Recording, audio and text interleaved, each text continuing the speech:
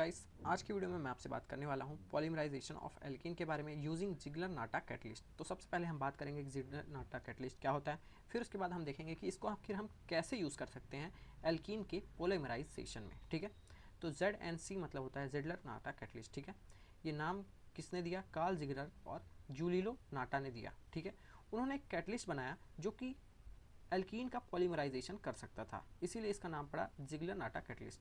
जिनमें हम try एल्कील aluminium लेंगे, तो मतलब देख रहे हो, एल्कील मतलब 3 एल्कील, यहाँ पे इथिल हमने ग्रुप लिया है। ET मतलब होता है इथिल। ठीक है, ET मतलब यहाँ पे इथिल होता है, और इसकी जगह हम कोई सा भी एल्कील ग्रुप ले सकते हैं।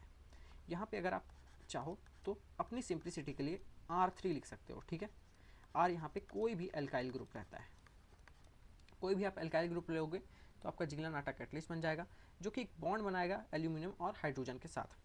तो जैसे ही आप ये देखो, पहले आपने क्या किया, ET2 को, मतलब कि आपने ये कैटलिस्ट कैसे बनाया, ये उसकी रिएक्शन है। ठीक है, तो ET2 और Al और H को लिया आपने, और उसको आपने रिएक्ट कराया किसी भी एल्कीन के साथ, CH2 डबल बॉन्ड CH2 के साथ, तो आपका बन गया AlET3। ठीक है, तो ये आपका बन गया जिगलर-नाटा कैटलिस्ट।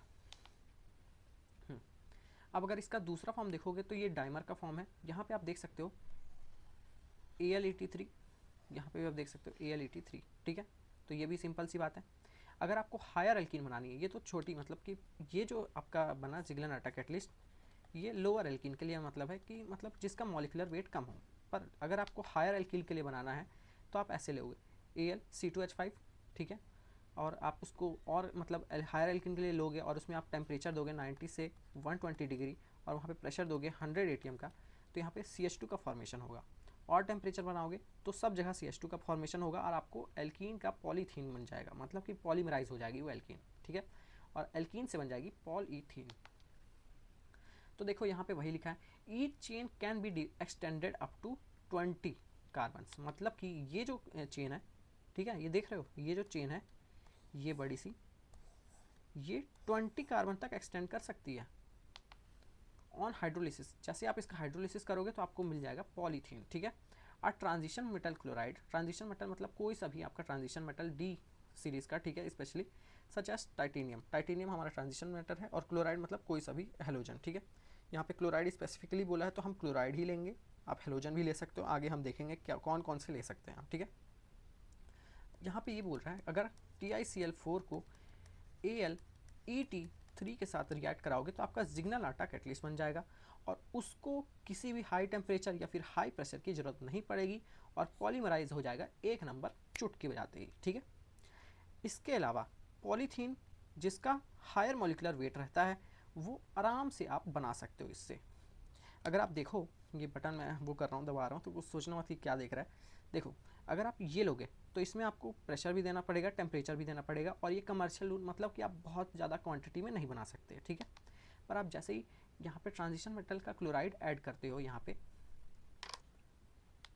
तो जैसे ही आप यहाँ पे ट्रांजिशन मेटल का क्लोराइड यूज़ करते हो तो होता ये है कि आप इसको आराम से बना सकते हो। इसका पॉलीमराइजेशन बहुत ही ज़्यादा लेवल तक ले सकते हो, जो कि इंडस्ट्रियल में यूज़ होता है। इंडस्ट्रियल यूज़ कर सकते हो, स्पेसिफिकली कमर्शियल यूज़ कर सकते हो। ठीक है, अगर AlET3 और TiCl4 को आप डिज़ोल्व करोगे, मतलब किसी भी सॉल्वेंट में, किसी भी हाइड्रोकार्बन सॉल्वेंट में, तो आपको जिगलर-नाटा कैटलिस्ट मिल जाएगा। ठीक है, और ये अगर आप इसकी जगह कोई और अदर मेटल ले रहे हो जो कि आपको मतलब चाहिए पर आपके पास मेटल नहीं है, तो आप इसकी जगह ले सकते हो AlET3 की जगह ले सकते हो LiET3 या फिर BeLET3।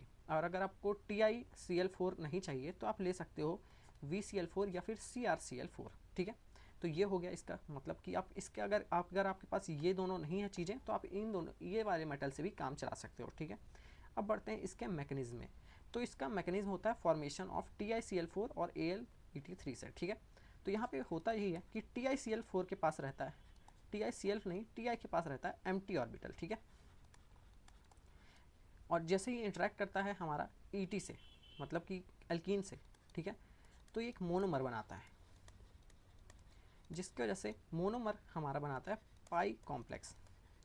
फिर से एक बार बात कर लेते हैं, ये टाइटेनियम के पास रहता है एम्प्टी ऑर्बिटल, इसको आप जैसे ही रिएक्ट कराते हो किसी भी पाई इलेक्ट्रॉन के साथ, ठीक है, मतलब एल्कीन के साथ, तो एक ये पाई मोनोमर कॉम्प्लेक्स बना देता है। ठीक है, और यही कॉम्प्लेक्स मिथाइल के साथ ओरिएंट करता है जो कि Ti से दूर रहता है, ठीक है। ये पाई कॉम्प्लेक्स Ti से दूर रहेगा पर Al के पास रहेगा, ठीक है।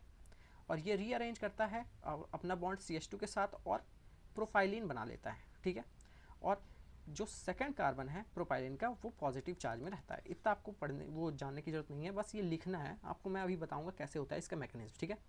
और जो अल्काइल ग्रुप रहता है एल्यूमिनियम के पास वो ट्रांसफर हो जाता है कार्बोकेटाइन के पास। देखो Ti के पास रहे, Ti से दूर रहता है एक कार्बन और एल्यूमिनियम के पास रहता है।